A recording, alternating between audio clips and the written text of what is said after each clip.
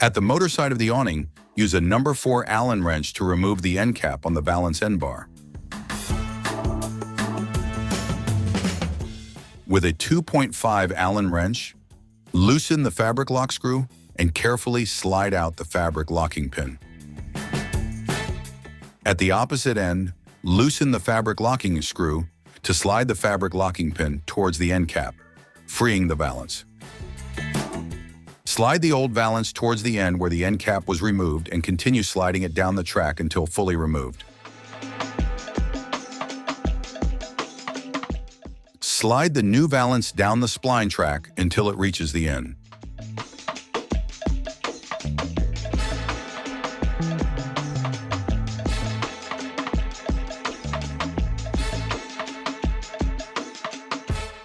Insert the opening into the fabric locking pin and tighten the screw lock with the 2.5 Allen wrench.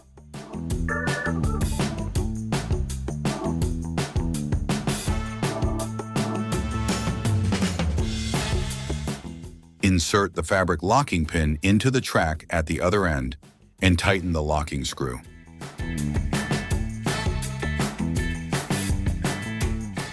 Reinsert the end cap on the valance end bar and tighten it with the number 4 Allen wrench.